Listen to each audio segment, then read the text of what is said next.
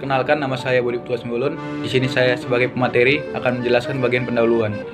Idiosinkratis adalah sebuah keunikan atau bersifat khas kepada suatu objek, di mana kota Medan sebagai ibu kota Sumatera Utara memiliki idiosinkratisnya dalam menjaga popularitas suku Melayu.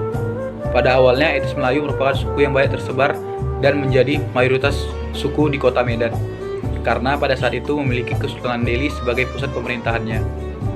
Identitas suku Melayu dapat dilihat dari bangunan bersejarah yang sekarang menjadi ikon kota Medan, seperti Istana Maimun dan Masjid Raya Al-Mashun.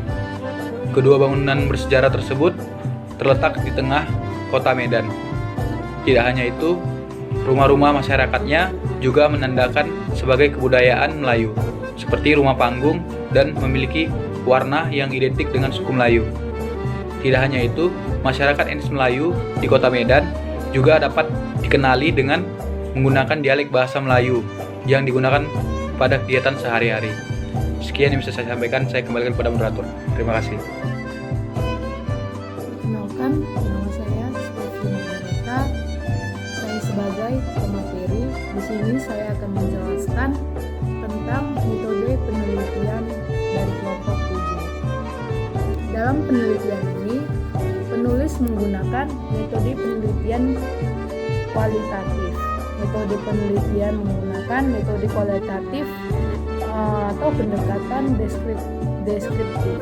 Metode kualitatif juga sering disebut metode penelitian naturalistik, karena penelitiannya dilakukan pada kondisi yang alamiah atau natural setting.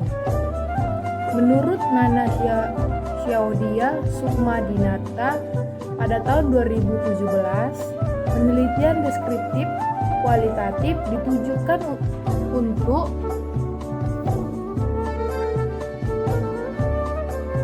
Menurut Nana Syaudia Sukmadinata pada tahun 2011, penelitian deskriptif kualitatif ditujukan untuk mendeskripsikan dan menggambarkan fenomena-fenomena yang ada, baik bersifat alamiah maupun rekayasa manusia, yang lebih memperhatikan mengenai karakteristik kualitas keterkaitan antar kegiatan. Selain itu, penelitian deskriptif tidak memberikan perlakuan, manipulasi, atau pengubahan pada variabel-variabel yang diteliti, melainkan menggambarkan suatu kondisi yang apa adanya. Satu-satunya perlakuan yang diberikan hanyalah penelitian itu sendiri, yang dilakukan melalui observasi, wawancara, dan dokumentasi. Baiklah, sekian dari saya. Terima kasih. Nama saya Reza Surya, saya sebagai pemateri. Baik, di sini saya ingin menjelaskan tentang pembahasan. Di dalam pembahasan ini kami melihat bahwa perkembangan Melayu mengalami pemingkiran etnis, simbol, dan nilai-nilainya. Yang pertama, kebudayaan Melayu yang menjadi bagian dari etnis lain yang tidak mendapatkan tempat dan peran yang dominan. Berbeda dengan suku Jawa dan Sunda yang memiliki area kebudayaannya masing-masing. Hal ini bisa kita lihat di Medan, di mana kelompok Melayu menjadi bagian dari etnis lain yang artinya mereka sama-sama membagi ruang, nilai, dan keyakinan. Bahasa sehari-hari yang digunakan juga bahasa Melayu yang bercampur dengan berbagai bahasa setempat. Kemudian ada pantun, yang sebagai puisi klasik masyarakat Semenanjung Melayu, yang berfungsi sebagai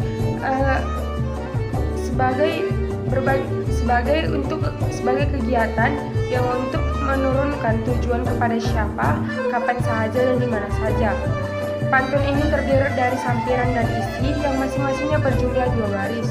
Terkadang kedua bagian ini tidak memiliki hubungan yang logis secara langsung, tetapi satu dengan yang lainnya dapat dikaitkan atas dasar persamaan bunyi atau paralelismenya citra dan lambang. Dalam bagian pertama dari dua paralel atau sejajar itu disebut bagian sampiran, sedangkan yang merupakan alusi untuk sesuatu yang secara langsung diungkapkan dalam bagian paralelisme yang kedua disebut bagian isi. Pada umumnya, sampiran mengandung citra-citra dari alam sekeliling, sedangkan isi mengandung citra-citra dari kehidupan manusia atau dari alam pikir. atau dari dalam pikiran dan perasaannya. Medan sebagai ibu kota Provinsi Sumatera Utara memiliki kemajemukan yang cukup tinggi, yaitu karena adanya beberapa suku bangsa dari etnis asli pendatang, dan etnis asing. Maka dari itu seharusnya banyak permasalahan konflik kebudayaan yang akan timbul, seperti konflik agama, konflik ras, dan konflik antar suku. Banyak potensi yang akan timbul akibat keberagaman yang terdapat di kota Medan. Konflik itu cenderung terjadi dikarenakan pembagian wilayah, penistaan, dan ada suku-suku yang merasa mereka adalah penduduk asli sepenuhnya. Dari beberapa hal tersebut, Medan sangat berpotensi karena memiliki kurang lebih 20 etnis suku bangsa asli dan asing yang tersebar di kota Medan dan hidup bersama-sama untuk menjalankan aktivitas sehari-hari. Kota yang memiliki keberagaman yang sangat besar, bahkan bisa disebut sebagai Medan adalah Indonesia dalam ruang lingkup yang kecil. Dikarenakan Medan memiliki 6 agama yang diakui di Indonesia, Medan hampir menampung seluruh suku bangsa yang ada pada Indonesia, dan Medan juga menampung etnis asing seperti Cina dan India. Kehidupan masyarakat pada kota Medan juga tidak ada pembatasan atau pengelompokan terhadap satu ras, agama, atau suku manapun, semuanya hidup bersama-sama. Maka dari itu, Melayu tidak menjadi satu-satunya suku bangsa yang ada di kota Medan, dan Melayu memiliki potensi untuk kehilangan popularitasnya di kota Medan sebagai suku asli. Tapi berdasarkan penjelasan dari Atuk Ham, seorang pemandu wisata Istana Maimun, beliau mengatakan bahwasannya suku Melayu Deli sendiri tetap menjadi suku yang dikenal oleh orang sampai saat ini. Bahkan Istana Maimun sebagai tempat wisata suku Melayu Deli tetap menjalankan fungsinya sebagai pelestarian budaya. Seperti kegiatan Junjung Duli yang diadakan pada saat bulan Ramadan dan Idul Adha bertempat di Istana Maimun. Kegiatan ini seperti kegiatan ungkap rasa syukur masyarakat Melayu Deli akan dipertemukan dengan bulan suci umat Islam ini.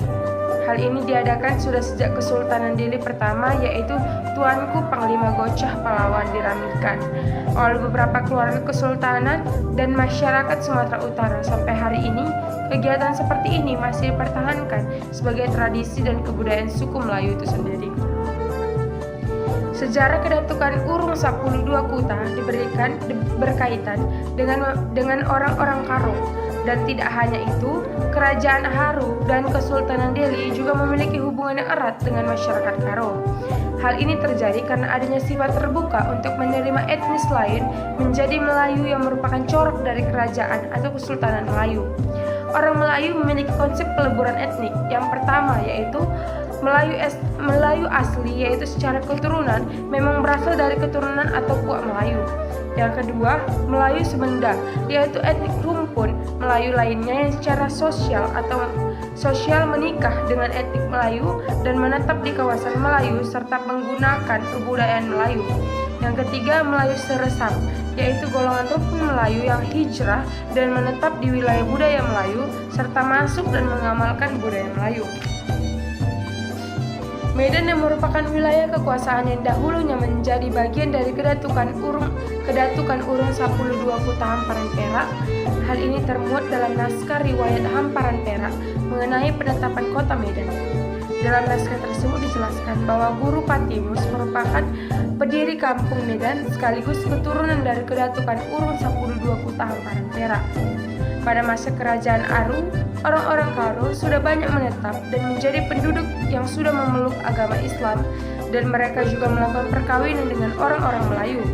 Perkawinan antara orang Karo yang sudah masuk Islam atau biasanya disebut dengan istilah Jawi merupakan hal yang biasa, dan tak jarang juga mereka menikahi anak-anak dari raja-raja Melayu.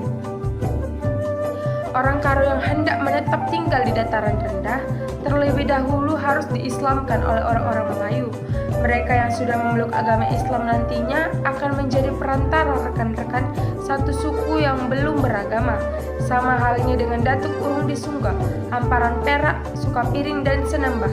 Mereka diislamkan terlebih dahulu oleh orang-orang Melayu.